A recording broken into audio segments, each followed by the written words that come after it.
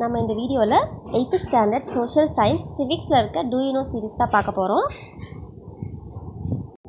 Unit 1 how the state government works. First do you know series.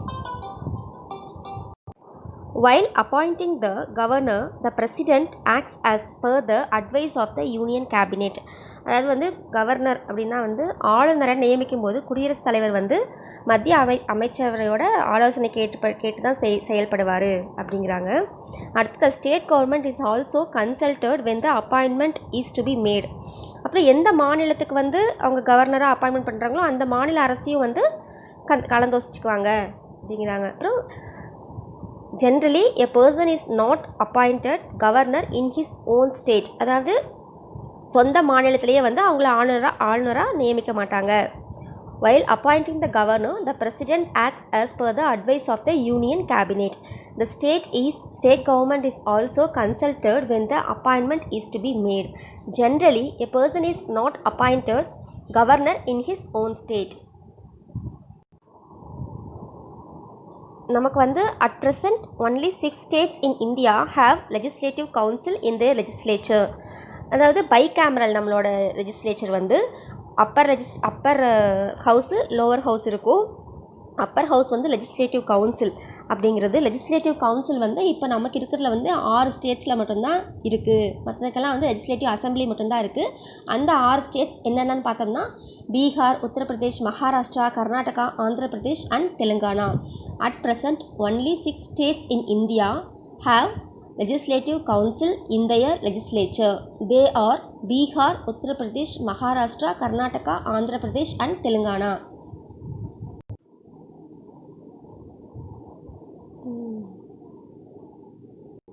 Next one, the state legislature follows the same procedure for passing an ordinary or a money bill like that of parliament. In state legislature also, the legislative assembly which is the lower house is more powerful than the legislative council which is the upper house. பார்லிமெண்ட்டில் என்ன procedure follow பண்ணுறாங்களோ அதே procedure தான் இங்கேயும் follow பண்ணுறாங்க. எதுக்குன்னா இந்த ordinary or money bill pass பண்ணுறதுக்கு ஸ்டேட் லெஜிஸ்லேச்சரில் இந்த லெஜிஸ்லேட்டிவ் அசம்பிளி லோயர் ஹவுஸு அதுக்கு தான் ரொம்ப பவர்ஃபுல் இருக்குது. மணி பில்க்கு நமக்கு எப்படி அங்கே லோவர் ஹவுஸ் லோக்சபா பவர்ஃபுல்லோ அதே மாதிரி இங்கே லெஜிஸ்லேட்டிவ் அசம்பிளி தான் powerful.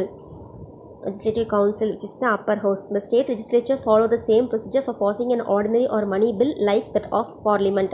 In state legislature also the legislative assembly which is the lower house is more powerful than the legislative council which is the upper house. அதாவது எப்படி ஒரு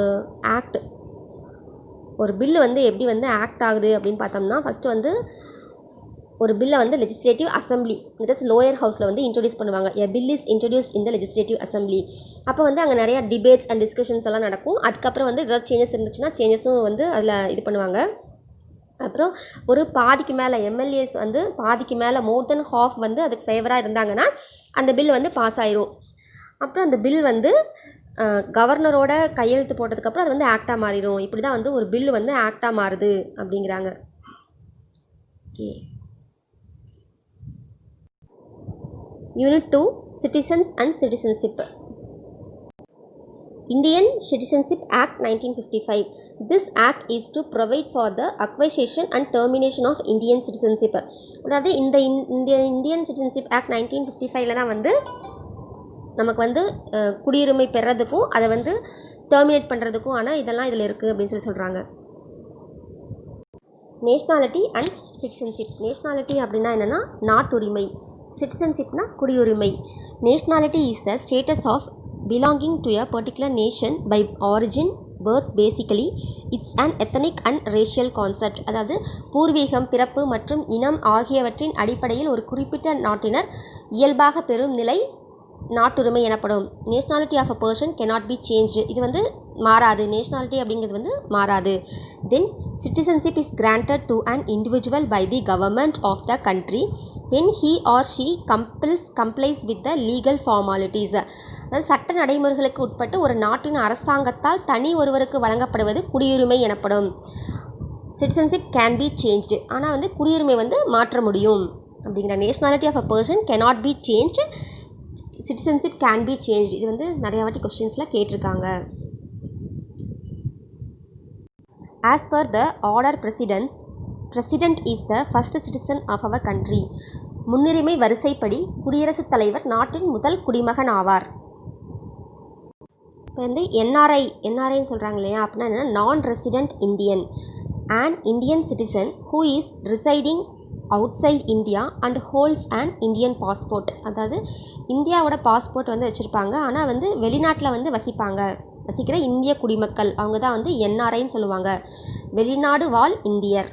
தி person of Indian origin, a person whose any ancestor was an Indian national who is presently holding another country's citizenship other than Pakistan, Bangladesh, Sri Lanka, Bhutan, Afghanistan, China and Nepal. The PIO, அதாவது person of Indian origin scheme was rescinded with effect from 9/1/2015. அது என்னென்னா, இந்திய குடியுரிமை உடைய மூதாதையர்களை கொண்ட வெளிநாட்டில் குடியுரிமை, அதாவது வெளிநாடு அப்படின்னா இதெல்லாம் இல்லாமல் பாகிஸ்தான், வங்காளதேசம், ஸ்ரீலங்கா, பூட்டான், ஆப்கானிஸ்தான், சீனா, நேபாளம் நீங்களாக பெற்றிருக்கும் ஒருவர் இந்திய பூர்வீக குடியினர் ஆவார். 2005 ஜனவரி 9 முதல் வந்து இந்த PIO முறை இந்திய அரசால் திரும்ப பெற்று OCI முறையுடன் இணைக்கப்பட்டது. இங்கே வந்து என்ன OCIயோட சேர்த்துட்டாங்க 15லேருந்து. Okay, next one, overseas citizen of India card holder. It is an immigration status permitting a foreign citizen of Indian origin to live and work in the Republic of India indefinitely, except the citizen of Pakistan and Bangladesh. There are no voting rights for an OCI card holder. இது வந்து ரொம்ப important. No voting rights. இந்தியாவை பூர்வீகமாக கொண்ட வெளிநாட்டு குடிமகன் பாகிஸ்தான், பங்களாதேஷ் இல்லாமல் காலவரையின்றி இந்தியாவில் வந்து அவங்க வசிக்கலாம், பணியும் செஞ்சுக்கலாம். அந்த OCI கார்டு வச்சுக்கிட்டு பணி செய்யலாம். ஆனால் வந்து அவங்களுக்கு வந்து இங்கே வாக்களிக்கிற உரிமை வந்து இல்லை. ஓகேங்களா. ஓவர்சீஸ் இந்தியன்ஸ் டே அப்படின்னா வெளிநாடு வாழ் இந்தியர் தினம் அப்படின்னு சொல்லுவாங்க. பிரவாசி பாரதிய திவாஸ் அப்படின்னு சொல்லுவாங்க. Pravasi Bharatiya Diwas sponsored by Ministry of External Affairs of Government of India is celebrated once in every 2 years. அதாவது 2 வருஷத்துக்கு ஒரு தடவை வந்து இந்த டே வந்து கொண்டாடுறாங்க. எதுக்குன்னா, to mark the contributions of overseas Indian community in the development of India. இந்த டே January 9 வந்து commemorates the arrival of Mahatma Gandhi in India from South Africa. Gandhi வந்து January 9 தான் ஃபஸ்ட்டு சவுத் ஆஃப்ரிக்காவிலேருந்து இந்தியாவுக்கு வந்திருப்பார். அதாவது அங்கே படிக்க போயிட்டு அதுக்கப்புறம் வந்திருப்பார். அந்த டேவை தான் வந்து இந்த ஓவர்சீஸ் டே அப்படின்னு ஓவர்சீஸ் இந்தியன் டேன்னு சொல்லி செலிப்ரேட் பண்ணுறாங்க. Pravasi Bharatiya Diwas sponsored by Ministry of External Affairs of Government of India is celebrated once in every 2 years to mark the contributions of overseas Indian community in the development of India. The day January 19 commemorates the arrival of Mahatma Gandhi in India from South Africa. Unit 3, Understanding Secularism. The term secularism is derived from the Latin word seculum, meaning an age or the spirit of an age. அதாவது சமய சார்பின்மை. செக்யூரலிசம்னா சமய சார்பின்மை. அந்த சொல்லு வந்து Latin வார்த்தையிலேருந்து எடுத்தது. அந்த Latin word என்னன்னு பார்த்தோம்னா சேக்குலம். அதுக்கு மீனிங் வந்து காலம் அல்லது வந்து உள்ளுணர்வு காலம் அப்படிம்பாங்க. George Jacob Holyoake, a British newspaper editor, coin the term secularism. வந்து ஆங்கிலேய பத்திரிகை எழுத்தாளரான ஜார்ஜ் ஜேக்கப் அவர் தான் வந்து இந்த வேர்டை செக்யூலரிசம் அப்படிங்கிற வேர்டை வந்து உருவாக்கிக்கிறாரு. Unit 4, Human Rights and UNO. 1098 Child Line, Child Life Helpline சொல்லுவாங்க. This is India's first 24 hours free emergency phone service for children in need of assistance. Special care is given for vulnerable children, those affected by child labor, child marriage and children affected by any abuse. The Maintenance and Welfare of Parents and Senior Citizen Act 2007. This act makes it legal obligation for children and heirs to provide maintenance to senior citizens and parents. Protection and support during old age are envisaged as human right. இதில் வந்து important ஆக்ட்லாம் கொடுத்துருக்காங்க, எப்பப்போ வந்துச்சு அப்படின்னு சொல்லிட்டு, அதுக்கு என்னென்ன provisions இருக்குன்னு கொடுத்துருக்காங்க. இந்த லெஜிஸ்லேஷன்ஸ் ஃபஸ்ட்டு வந்து பார்த்தோம்னா த ஹிந்து விடோ ரீமேரேஜ் ஆக்ட் எப்போ வந்துச்சுன்னா 1856. த ஹிந்து விடோ ரீமேரேஜ் ஆக்ட் வந்து எப்போ வந்துச்சுன்னா 1856. இது என்ன ப்ரொவிஷன்ஸ்னால் லீகலைஸ்டு விடோ ரீமேரேஜ். அதாவது என்னென்னா இந்து விதவை மறுமண சட்டம் 1856 விதவைகள் மறுமண சட்டத்தை வந்து சட்டப்பூர்வமாக்கியது இந்த இதில். அடுத்தது the Hindu marriage act 1955. The Hindu marriage act அப்படின்னா இந்து திருமண சட்டம் 1955. இதில் என்ன ப்ரொவிஷன்ஸ்னால் states that the marriageable age for women is 21. பெண்களின் திருமண வயது 21 என்று சட்டப்பூர்வமாக்கியது. 21 ஏஜ் கொண்டு வந்திருக்காங்க. தென் அடுத்தது the Hindu succession act 1956. Hindu வாரிசு சட்டம். ஹிந்து சக்சஷன் ஆக்ட் அப்படின்னா வந்து இந்து வாரிசு சட்டம் அப்படிங்கிறது ensures the right to women to inherit their parental property. அதாவது பெண்கள் தங்கள் பெற்றோர்களின் சொத்தினை மரபு வழியாக பெறுவதை உறுதி செய்கிறது. பெண்களுக்கும் வந்து பேரண்ட்ஸோட சொத்தில் வந்து பங்கு இருக்குது அப்படிங்கிறது. அடுத்தது the dowry prohibition act 1961. The dowry prohibition act 1961 வரதட்சணை தடை சட்டம் 1961 provides drastic punishments for those ill treating the bride in the name of dowry. அதாவது வரதட்சணை என்ற பெயரில் மருமகளை மோசமாக நடத்துவதற்கு கடுமையான தண்டனை வழங்குகிறது. வரதட்சணைன்னு சொல்லி கேட்கக்கூடாது அப்படின்னு சொல்லி சொல்கிறாங்க. அதாவது ஈவ் டீசிங் ஆக்ட் 1997 பெண்களை கேலி செய்வதற்கு எதிரான சட்டம் 1997 கிவ்ஸ் ரிலீஃப் டு விமன். பெண்களுக்கு நிவாரணம் அளிக்கிறது. அடுத்து indecent representation act 1999. Indecent representation act 1999 அநாகரிகமாக சித்திரத்துக்கு எதிரான சட்டம் 1999. இதுக்கு prohibits the indecent representation of women in magazine newspapers etcetera. பத்திரிகைகள் செய்தித்தாள்கள் போன்றவற்றில் பெண்களை அநாகரிகமாக சித்தரித்தலை தடை செய்கிறது இந்த ஆக்டு. அடுத்து the factory act 1948, plantation labour act 1951, the mines act 1952, maternity benefit act 1961. அதாவது தொழிற்சாலை சட்டம் 1948, தோட்டத் தொழிற்சாலை சட்டம் 1951, சுரங்க சட்டம் 1952, மகப்பேறு நலச்சட்டம் 1961. இதெல்லாம் என்னென்னா ப்ரொடெக்ட்ஸ் த விமன் ஒர்க்கர்ஸ். இந்த ஆக்ட் வந்து எல்லாத்துக்குமே வந்து பெண் தொழிலாளர்களை பாதுகாக்கிறதுக்காக. Then protection of women from domestic violence act 2005. Protection of women from domestic violence act 2005 குடும்ப வன்கொடுமையிலிருந்து பெண்களை பாதுகாக்கும் சட்டம் 2005. protects women from harassment by husband and family members. கணவர் மற்றும் குடும்ப உறுப்பினர்களால் பெண்கள் துன்புறுத்தப்படுவதிலிருந்து பாதுகாக்கிறது. இந்த ஆக்ட்லாம் வந்து ரொம்ப இம்பார்ட்டண்ட். கண்டிப்பாக உங்களுக்கு வந்து 2 கொஸ்டினாவது கேட்குறாங்க. இது பார்த்துக்கோங்க. அடுத்தது பார்ப்போம். Unit 5 road safety rules and regulations. The 108 emergency response service. It is a free emergency service providing integrated medical, அதாவது ambulance, police and fire service.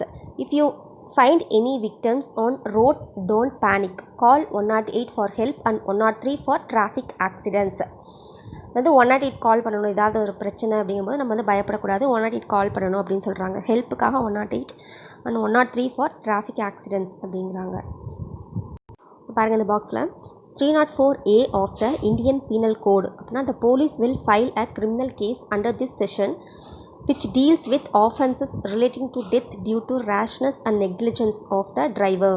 அதாவது இந்திய தண்டனை சட்டம் 304A பிரிவு கண்மூடித்தனமாக ஓட்டுவதாலும் ஓட்டுநரின் அலட்சியம் காரணமாகவும் ஏற்படும் இறப்பு தொடர்பான குற்றங்களுக்கு ஓட்டுநர் மீது காவல்துறை மேற்கூறிய பிரிவின் இந்த 304A பிரிவின் கீழ் கிரிமினல் குற்ற வழக்கு பதிவு செய்ய நேரிடும். இதெல்லாம் நமக்கு வந்து தெரிஞ்சிருக்கணும். சேது பாரதம் அப்படிங்கிறது வந்து a program was launched in 2016 for building bridges for safe and seamless travel on national highways. அதாவது தேசிய நெடுஞ்சாலைகளில் பாதுகாப்பாக மற்றும் தடையற்ற பயணம் செய்ய பாலங்களை கட்டுவதற்கான திட்டம் 2014 தொடங்கப்பட்டது. Unit 6 defence and foreign policy. இதில் இம்பார்ட்டண்ட் டேஸ் வந்து கொடுத்துருக்காங்க. 15th January அப்படிங்கிறது army day. 15th January army day. 1st February coast guard day. 1st February coast guard day. 10th March central industrial security force day. 10th March central industrial security force day. 7th October rapid action force day. 7th October rapid action force day. 8th October air force day. 8th October air force டே. 4th December navy day. 4th December navy day. 7th December armed forces flag day. 7th December armed forces flag day. Army day அப்படின்னா இராணுவ தினம். Coast guard டேனா கடலோர காவல்படை தினம். Central industrial security force day. Central industrial security force டேனா மத்திய தொழிலக பாதுகாப்பு படை தினம். ரேபிட் ஆக்ஷன் ஃபோர்ஸ் டே விரைவு அதிரடி படை தினம். ஏர் ஃபோர்ஸ் டே விமானப்படை தினம். நேவி டேனா கடற்படை தினம். ஆர்ம்டு ஃபோர்ஸஸ் ஃப்ளாக் டே ஆயுதப்படைகள் கொடி தினம். நம்ம இந்தியா வந்து காமனாக வந்து 7 கண்ட்ரீஸோடு நம்ம பார்டரை வந்து ஷேர் பண்ணிக்கிறோம். என்னென்ன கண்ட்ரீஸ் அப்படின்னு சொல்லி பார்த்தோம்னா பாகிஸ்தான், ஆப்கானிஸ்தான், சைனா, நேபாள், பூட்டான், பங்களாதேஷ். ஓகேங்களா. அடுத்து நமக்கு வந்து கடலில் வந்து நம்ம ஷேர் பண்ணுறது எதுன்னு பார்த்தோம்னா ஸ்ரீலங்கா, மால்டீவ்ஸ். அதாவது India shares a common land border of Pakistan, Afghanistan, Nepal, China, Bhutan, Bangladesh in Burma. அப்புறம் வந்து கடலில் வந்து ஸ்ரீலங்கா, மியான்மர் சொல்ல மறந்துட்டேன். மியான்மர் தான் Burma. Unit 7 the judiciary. The Calcutta High Court is the oldest high court in the country, established in 1862, whereas the Allahabad High Court is the largest court. So வந்து ரொம்ப பழமையான கோர்ட் அப்படின்னு பார்த்தோம்னா Calcutta high court தான் 1862 வந்து இது பண்ணது. But largest court வந்து அலகாபாத் ஹை கோர்ட் தான் வந்து ரொம்ப பெருசு. The first political philosopher who propounded the idea of an independent judiciary was Montesquieu, the famous French philosopher. He believed in the theory of separation of powers of the 3 branches of the government: legislature, executive and judiciary. அதாவது ஒரு சுதந்திரமான நீதித்துறை என்ற கருத்தை முன்மொழிந்த முதல் அரசியல் தத்துவ ஞானி மாண்டெஸ்கு ஆவார். இவர் புகழ்பெற்ற பிரெஞ்சு தத்துவ ஞானி ஆவார். சட்டமன்றம், நீதி நிர்வாகம் மற்றும் நீதித்துறை, இந்த 3 தான், லெஜிஸ்லேச்சர், எக்ஸிக்யூட்டிவ் அண்ட் ஜுடிஷியரி. இந்த 3 பிரிவுகளாக அரசாங்கம் செயல்பட வேண்டும் என்ற அதிகார பகிர்வு கோட்பாட்டில் அவர் நம்பிக்கை கொண்டிருந்தார் அப்படிங்கிறாங்க. யார்? இந்த மாண்டெஸ்கு.